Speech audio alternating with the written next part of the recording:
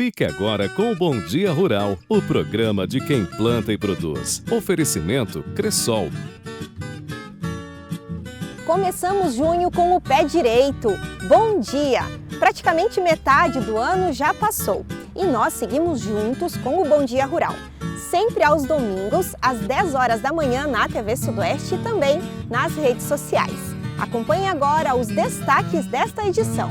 Vamos falar de pedágio com o presidente da Assembleia Legislativa do Paraná, deputado Ademar Traiano. Igreja São Francisco de Assis, da Seção Jacaré, surpreende pela beleza e história e é um dos nossos destaques. Tem ainda orientações da ADAPAR sobre a aplicação de agrotóxicos, Scott Consultoria e muito mais. Seja bem-vindo!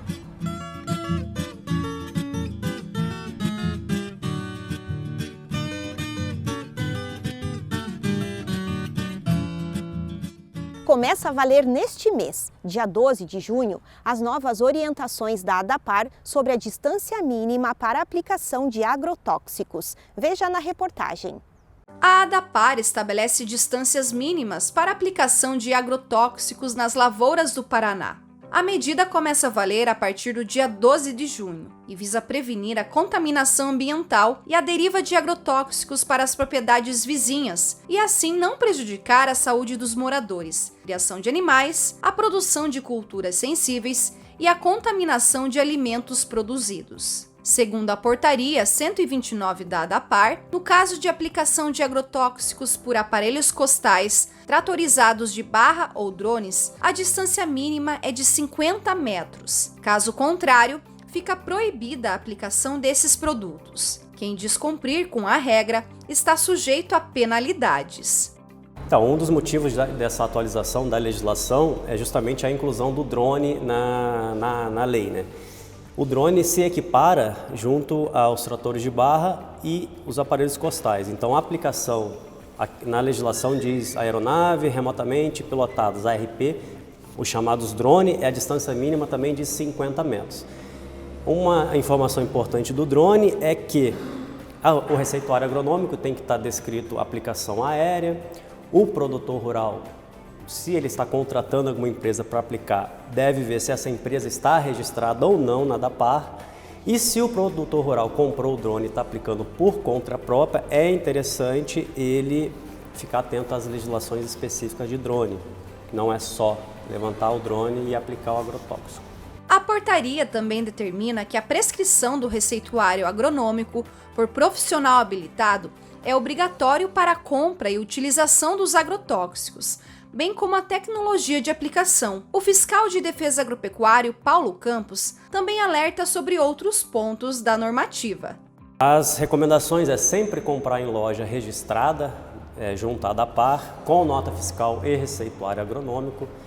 O produtor tem que ficar atento às recomendações do receituário, que dentre elas é o uso do EPI.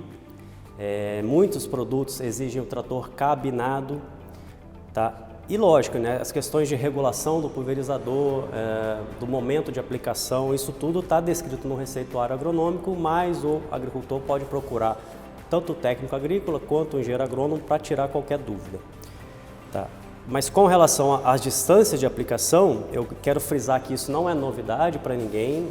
A legislação do IAT era de 1985, desde 85 essa lei existe. A partir de 2023, a ADAPAR começa a fiscalizar, porque o IAT, por questão de competência legal, não fiscaliza mais. Chegou a hora da Scott Consultoria no nosso programa.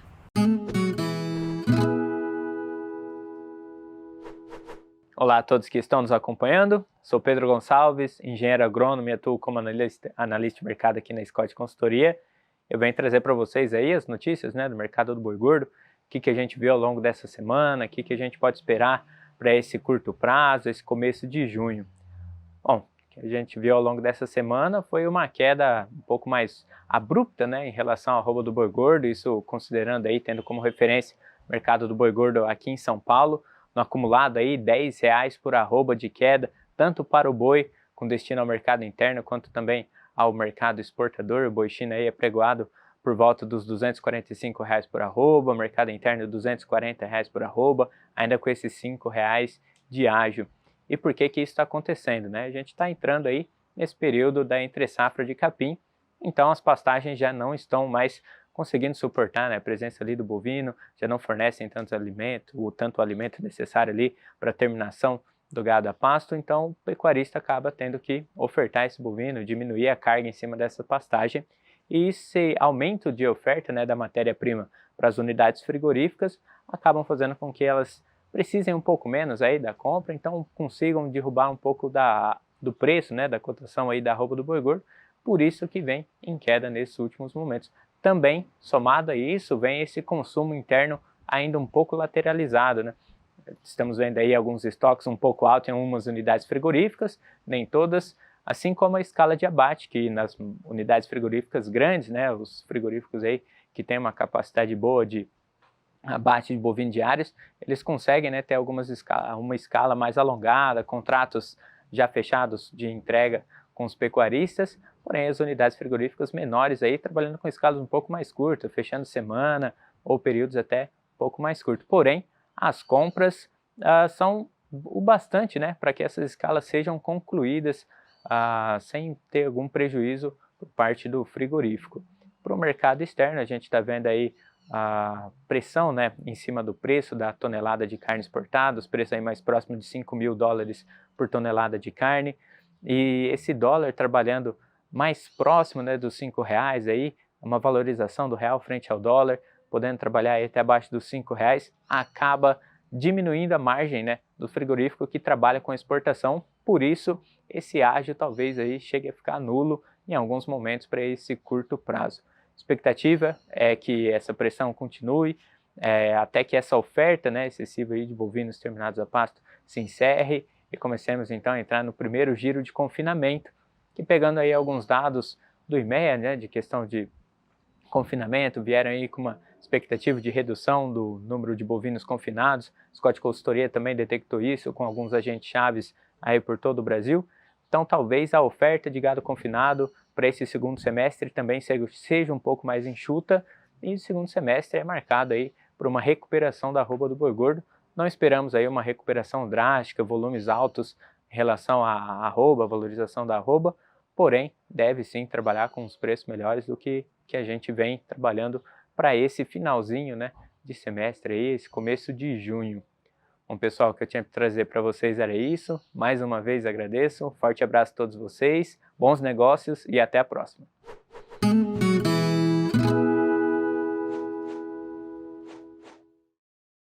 Notícia boa! Mais um país retoma a importação de carne bovina do Brasil. E o Darcy Almeida tem os detalhes.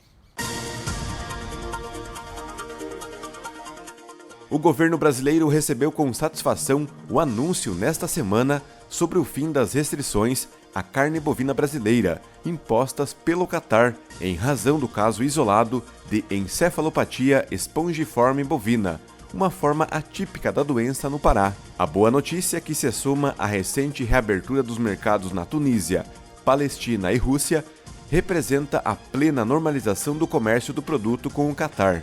Diferentemente da forma clássica da doença, conhecida como o mal da vaca louca, a forma atípica ocorre natural e espontânea no rebanho bovino. Não representa risco à saúde pública, tampouco justifica restrições à importação, conforme diretrizes da Organização Mundial de Saúde Animal. Contudo, em função do caso, o Catar havia incluído o Brasil no mês de março na lista de medidas de precaução, que submetia o produto a condições restritivas. Em 2022, as exportações de carne bovina para o Catar somaram cerca de 37 milhões de dólares, o equivalente a 6 mil toneladas do produto. Já no primeiro trimestre deste ano, a corrente de comércio entre o Brasil e o Catar foi de 231 milhões de dólares, o que corresponde a aproximadamente 75% do total exportado pelo Brasil. O Catar foi o país que viu no ano passado a Argentina ser campeã da Copa do Mundo de Futebol após 36 anos de jejum. No próximo bloco tem uma entrevista com o deputado Ademar Traiano e uma matéria especial sobre a Igreja da Seção Jacaré. O Bom Dia Rural volta já!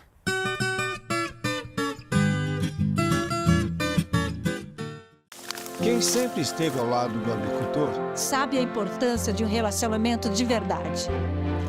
A Cressol nasceu do produtor rural e fortalece o agronegócio. Com soluções financeiras essenciais. Do crédito para investir na produção ao seguro para proteger a sua propriedade. Escolha quem apoia a agricultura. E conte com quem é completa para quem coopera. Essencial para o nosso agronegócio. Cressol.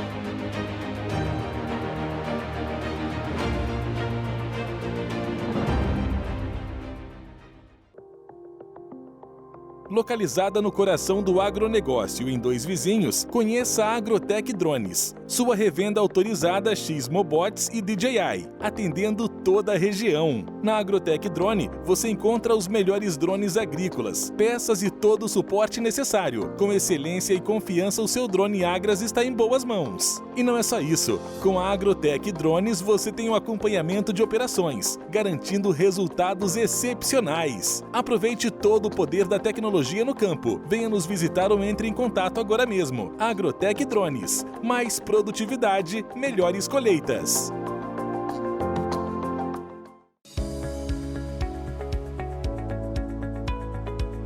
A Vitral Sul conta com sua própria frota de veículos. Veículos modernos e totalmente adaptados para agilizar muito mais o processo de entrega, que hoje garantem segurança no transporte dos pedidos de mais de 5.000 clientes.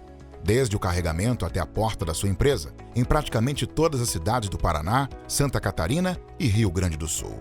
Vitral Sul. Há mais de 28 anos, entregando qualidade.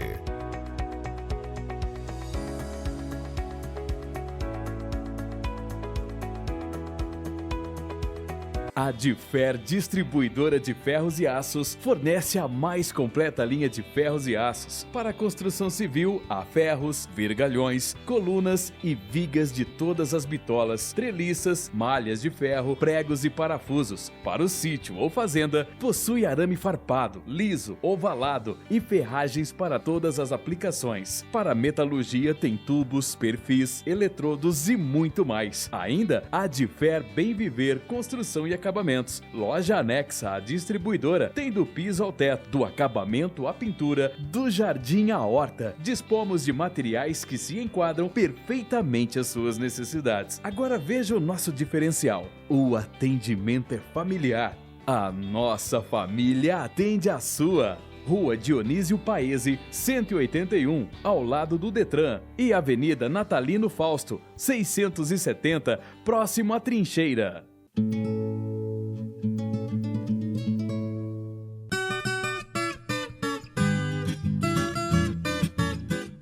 Estamos de volta com uma entrevista com o deputado Ademar Traiano, que é o presidente da Assembleia Legislativa do Paraná. Em pauta, o novo modelo de pedágio do Estado. Bom dia, Baggio!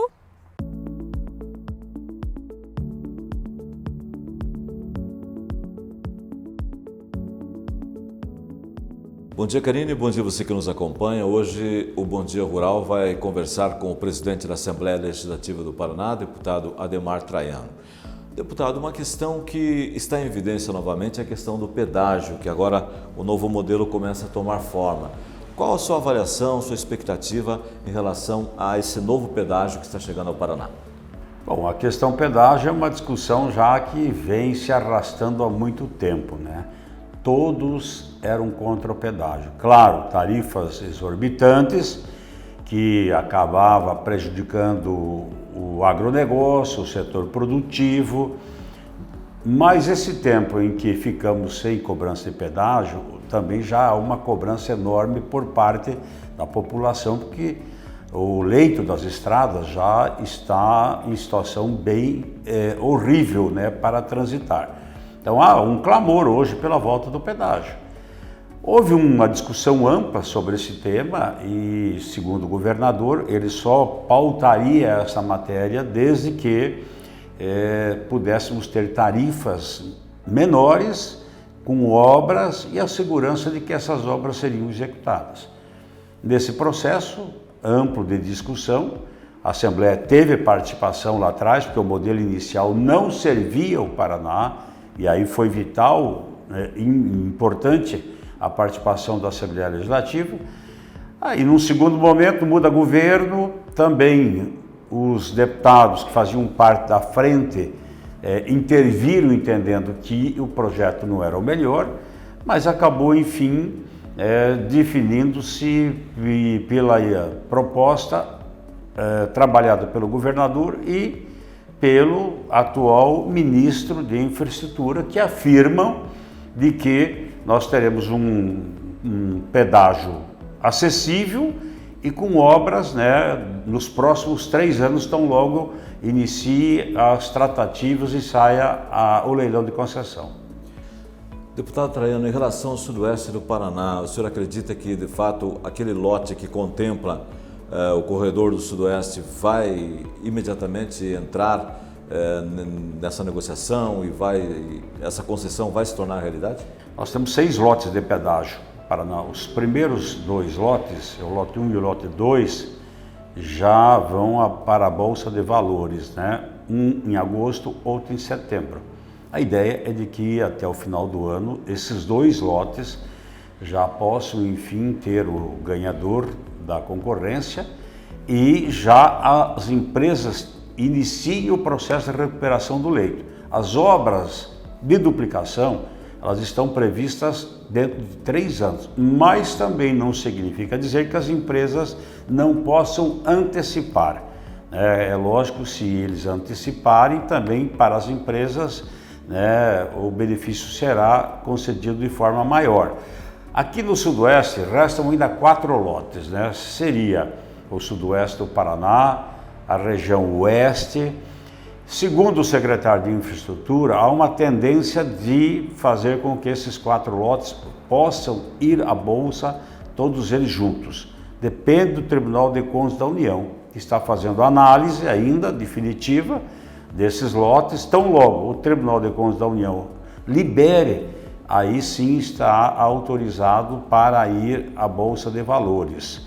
Nós temos uma previsão dentro desta futura concessão de duplicações aqui na região do trecho de Pato Branco até próximo a Capitão Leão das Marques. Agradecemos ao deputado Ademar Traiano, presidente da Assembleia Legislativa do Paraná, trazendo para a gente esclarecimentos para o nosso produtor rural aqui do sudoeste do Paraná, informações a respeito do pedágio, essa nova negociação, esse novo modelo de pedágio que está vindo para o nosso estado. Obrigado, Karine, e voltamos no próximo programa.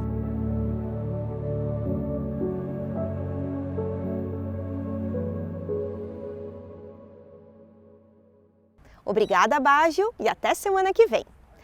Quem já visitou a Seção Jacaré, no interior de Francisco Beltrão, certamente se encantou com a beleza da Igreja São Francisco de Assis. E o Bom Dia Rural vai te contar agora a história deste local, que vai completar 61 anos.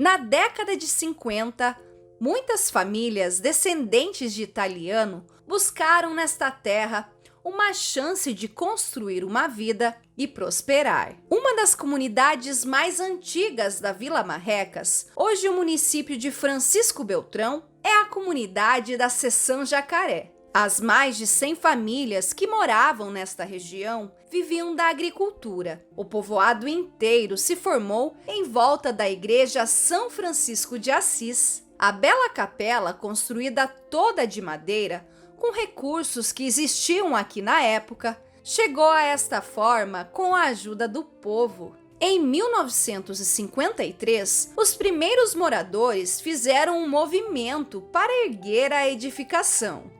Aos 22 dias do mês de março de 1953, na Escola de Sessão Jacaré, na presença do padre Frei Deodato da Ordem dos Frades Menores, realizou-se a primeira reunião para a apresentação, nomeação e posse dos fabriqueiros da futura Capela São Francisco Assis de Jacaré. Cada parte deste lugar tem um pouco da gente que viveu e ainda vive aqui. As famílias se uniram e trabalharam lado a lado por vários anos. Umas doaram materiais, outras deram a mão de obra, enquanto outras ajudaram nas promoções e festas, tudo para arrecadar fundos. Segundo registros, a obra levou quase 10 anos para ficar pronta. Seu Leuclínio Brufatti, de 76 anos, além de viver aqui desde criança, atua como ministro da igreja há 50 anos. Sua família esteve entre muitas que participaram do movimento para a construção da igreja. Quando chegamos aqui, eu tinha 6 anos, completado naqueles dias, e no mesmo mês de março de 1953 se realizou a primeira reunião para a construção desta capela. E está transcrita numa ata em que o padre Frei Deodato, que era da Ordem dos Frades Menores, ele escreveu a ata e ali consta que o dia 22 de março de 53 foi começado a se organizar para a construção dessa capela. Então a comunidade se agilizou e as empresas de madeireira que tinha aqui, Sebastião Maria e Filho e Orlando Santini, doaram toda a madeira bruta e aquela beneficiada também. Então eles entraram com a maior parte das finanças e a comunidade trabalhou para fazer dinheiro e para poder completar esta obra. A mão de obra da população foi um senhor Gentil Trento de São Lourenço, que as pessoas daqui, a família Nese, conhecia, e ele trabalhava em construção de madeira. E ele veio para cá, sentou-se ali um domingo, ele disse, vamos construir uma igreja diferente daquela que tinha em Irati, Campo Largo e Castro, que aquelas têm 2 torres, né? Ele vou construir uma com 3 torres aqui para diferenciar.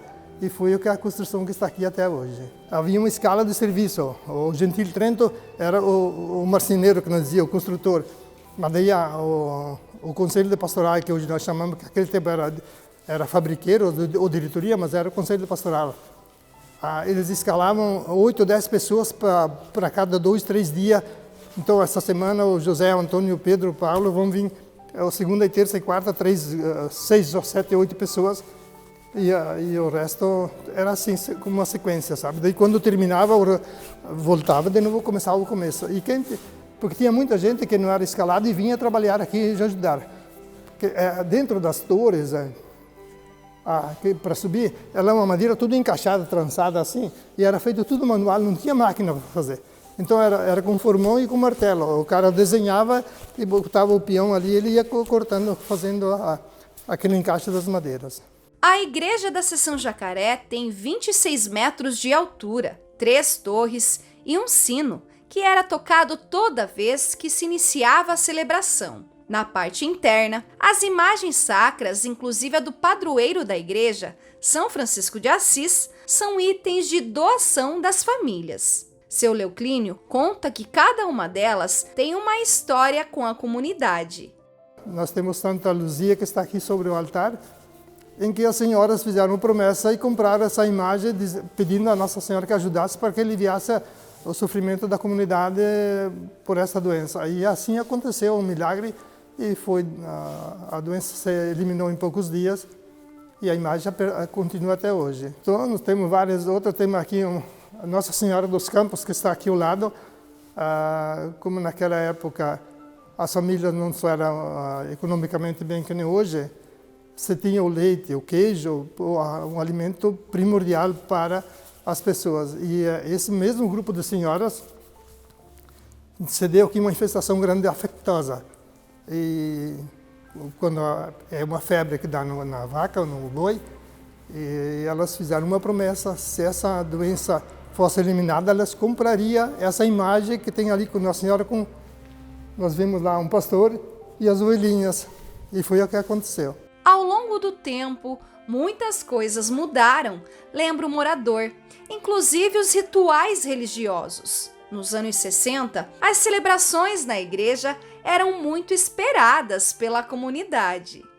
Naquela época o padre rezava a missa em latim, lá em cima. Aqui tinha uma grade de madeira, o padre ficava lá. O povo que era considerado pecador, ele ficava ali para baixo. O padre rezava a missa lá em cima de costas para o povo, era em latim. A gente só entendia quando ele se virava, que ele dizia, Dominum vobiscum, que hoje o Senhor esteja conosco.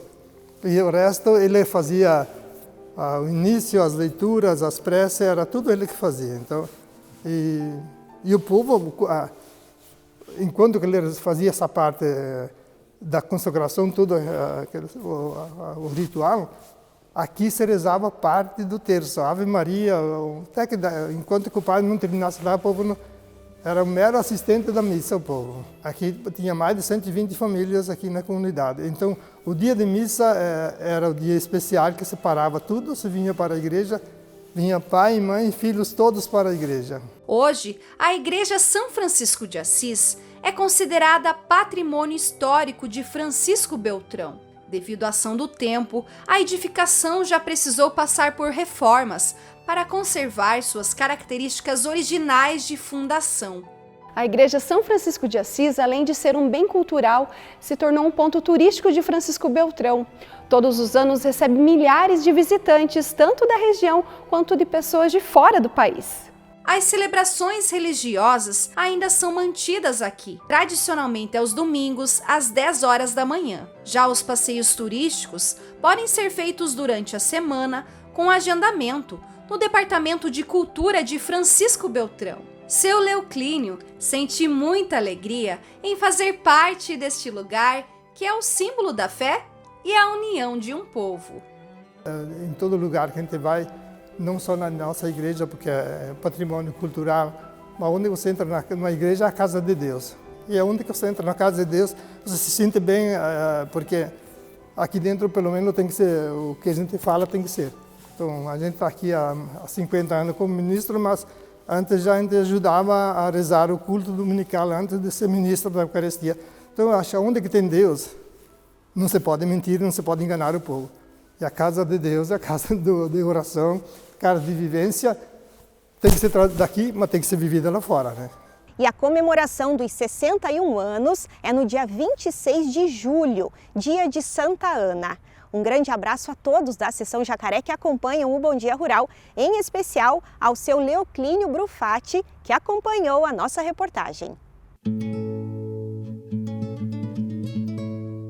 E o Bom Dia Rural de hoje fica por aqui e um abraço especial vai para a Ivanir Santolin, que sempre está ligadinha no nosso programa. Domingo que vem eu volto com mais Bom Dia Rural para você. Até lá!